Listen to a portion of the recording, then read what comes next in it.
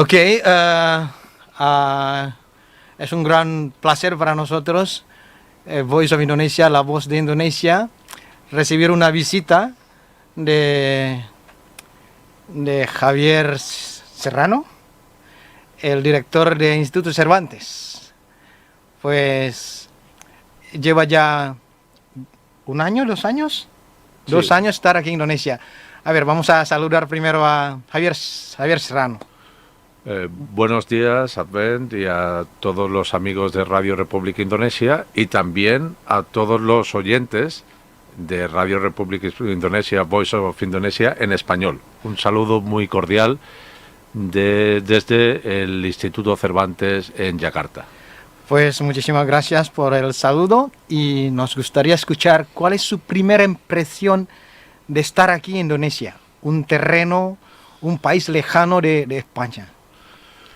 Pues la primera impresión es que la acogida del público indonesio, de los indonesios, es muy cercana y muy amable. Y voy a añadir también una segunda impresión. Uh-huh. Y es que aunque España e Indonesia puedan parecer como muy lejanos, Okay. lo cierto es que en torno a los siglos XVI y XVII, entre 1500 y 1600, España e Indonesia tuvieron, bueno, entonces lo que era Nusantara, Uh-huh. y particularmente en la zona de Malucas, Sulawesi, tuvieron una relación muy, muy estrecha, tan estrecha que hacia 1640 los sultanes de Makassar y de Tidore Uh-huh. hablaban español. Anda. Es decir, que el español se hablaba A en ver, Indonesia. un momento. ¿Hablaban en español? No hablaban y leían en español. Había libros en español, con lo cual parece que la relación entre España e Indonesia pues se inició hacia 1970, cuando empiezan las relaciones diplomáticas. Pero lo cierto es que mucho tiempo antes, tanto en el siglo XVI como especialmente en el XVII, España y determinadas partes de Nusantara, concretamente la zona de Sulawesi y de Molucas, tuvieron una relación muy estrecha. Hubo mucha relación entre y presencia de España en esas regiones de Indonesia y a la vez y viceversa. Muchos tidores, muchos ternates, muchos hablaban español. O sea, ya teníamos una buena relación. Claro, Wow. parece que estamos empezando cuando en realidad estamos recomenzando o continuando una relación que viene de mucho más atrás. Es una nueva noticia para nosotros, especialmente para la radio, para el público indonesio. Pues ahora queremos saber un poco más sobre la función y el papel de español hoy en día en el mundo. Bien, bueno, empezaré situando cuántas lenguas hay en el mundo y el aprendizaje de lenguas y de lenguas extranjeras y cómo el español se sitúa dentro del aprendizaje de lenguas. Pues básicamente sabemos que en el mundo hay alrededor de 7.000 lenguas. 7.000. Alrededor de 7.000. 7.000. Y una cosa muy interesante es que Indonesia Uh-huh. es el segundo país del mundo con mayor número de lenguas. Indonesia tiene una enorme diversidad lingüística, pues si en el mundo hay unas 7.000 lenguas más o menos, sabemos que 700, es decir, una décima parte de las lenguas del mundo procede de Indonesia. Así que Indonesia tiene una riqueza en términos de lingüísticos y por tanto también en términos comunitarios, en los lingüísticos, enorme. Y es uno de los grandes países que contribuye a la diversidad lingüística en el mundo. Bien, pues de esas 7.000 lenguas que hay en el mundo, algunas de ellas son lenguas que alcanzan un rango internacional, porque tienen mucha presencia, porque tienen mucho volumen de hablantes, porque tienen un reconocimiento en el ámbito diplomático, flujo comercial y humano, es decir, adquieren ciertas características que desbordan su ámbito de aplicación local, nacional o regional y las convierten en lenguas internacionales. Entonces, bueno, pues entre las lenguas de mayor alcance internacional, sin duda, está el inglés, el chino, claro, el francés, el español, bueno, y otras muchas lenguas, entre las que se incluye, por supuesto, el Bahasa Indonesia. El Bahasa Indonesia, eso no es una cuestión de reconocimiento, son datos, ¿no? Muchísimas gracias. Bien, pues de esas 7000 lenguas en el mundo, hay un puñado de lenguas, pues alrededor de una decena de lenguas, que son lenguas con mucho recorrido internacional. Y en ese sentido, sabemos que el inglés juega un papel internacional preponderante, pero el inglés no es la lengua internacional con mayor número de hablantes nativos. El chino es la primera, el chino mandarín es la primera lengua con el número de hablantes nativos, alrededor de, bueno, en torno a 1 millón. Y el siguiente, el volumen es el español. El español tiene muchos más hablantes nativos. Ahora mismo el cómputo ronda en torno a los 500 millones. 500 millones. Entonces el español es, detrás del mandarín, la segunda lengua en el volumen de hablantes nativos. El inglés y el francés, por ejemplo, tienen más hablantes de esa lengua como lengua extranjera. Es decir, personas que la han aprendido como segunda lengua o lengua extranjera. Pero como en términos de volumen de hablantes nativos, el español es la segunda lengua en cuanto, con 500 millones, con más o menos la mitad del chino. Y en cuanto al ranking de lenguas internacionales, el español se sitúa normalmente entre la cuarta o tercera lengua internacional. Es decir, que de esas 7000 lenguas a las cuales Indonesia contribuye muchísimo, con una décima parte, el español se sitúa consistentemente entre una de las principales lenguas internacionales en el mundo. O sea que es una de las muy destacadas 7000 lenguas que tenemos en el globo. O sea, su presencia aquí en Indonesia sería muy importante para ver el futuro, la función y el papel de español aquí en Indonesia. Pues, basando en esas explicaciones, ¿nos podría explicar cuál es el papel del español hoy en día en Indonesia? Bueno, voy a explicar dos cosas distintas. Una es la situación del aprendizaje del español en Indonesia, y lo segundo que voy a explicar son las posibles funciones del aprendizaje del español en Indonesia. En cuanto a la situación actual de dónde y cómo se estudia español en Indonesia, el estudio del español en Indonesia no forma parte del currículo educativo de secundaria. Hay otras lenguas que sí están incorporadas como lenguas extranjeras en el sílabus, en los planes de estudios, como por ejemplo el francés o el inglés, pero sin embargo el español no forma parte de las lenguas extranjeras que se estudian en la secundaria.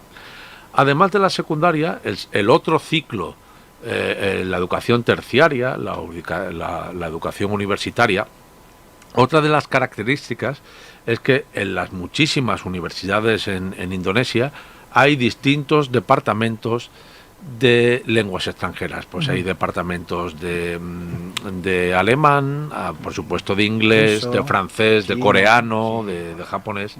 Sin embargo, en toda Indonesia no hay ni una sola universidad que tenga un departamento de español. Es decir, que una de las principales lenguas internacionales está totalmente ausente de el estudio oficial o el estudio reglado en Indonesia, tanto en la etapa secundaria como en la etapa universitaria.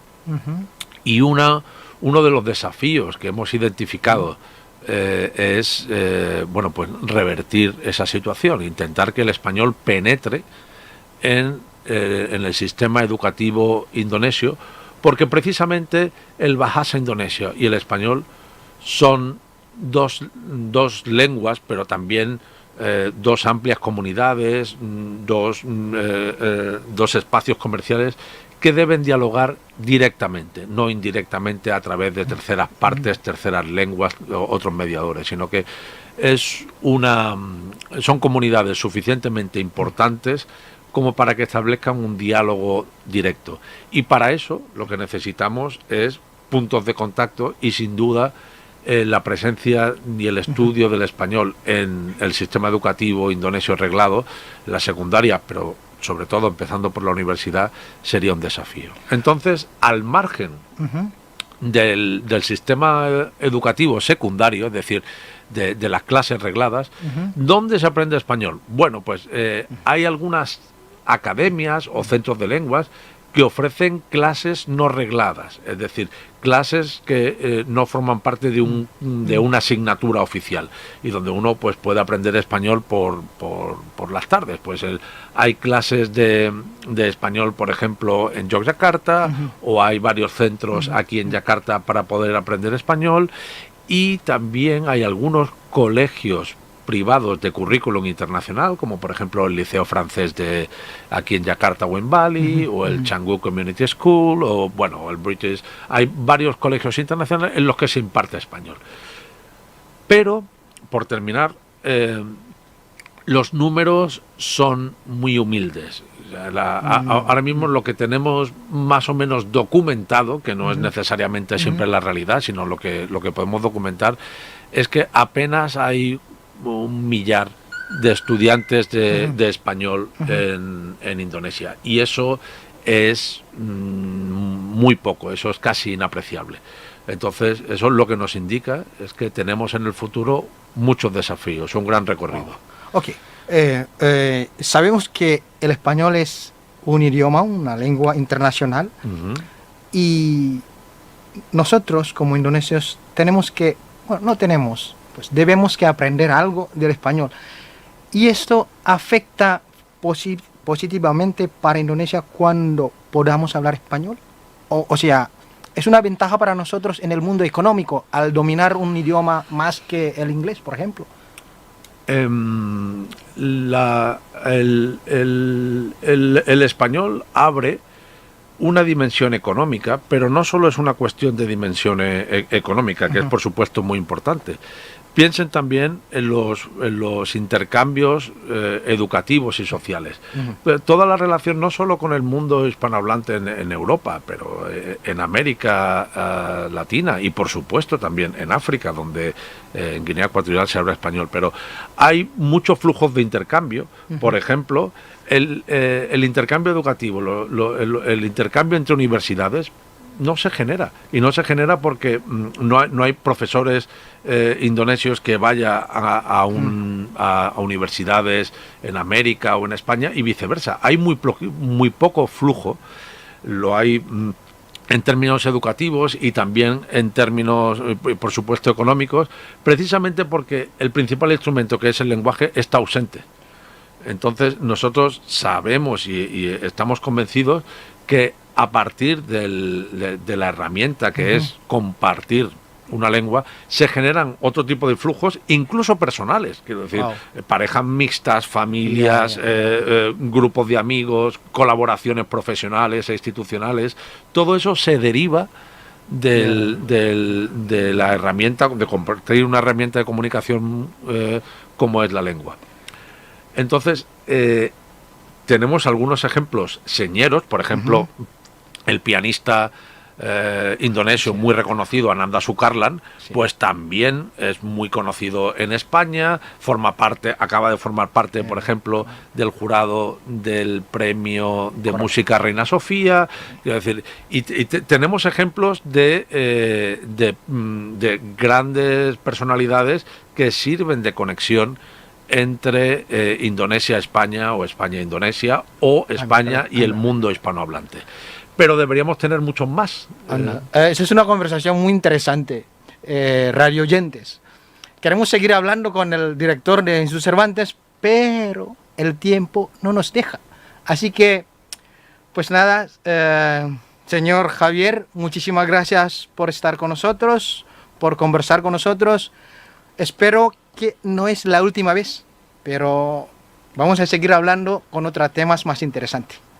Pues muchas gracias a Voices of Indonesia y a todos los oyentes de Radio Republic, y encantado, volveré cada vez que me inviten. Un saludo. Pues para cerrar esta conversación, el diálogo, nos gustaría escuchar una palabra del señor Javier en indonesio.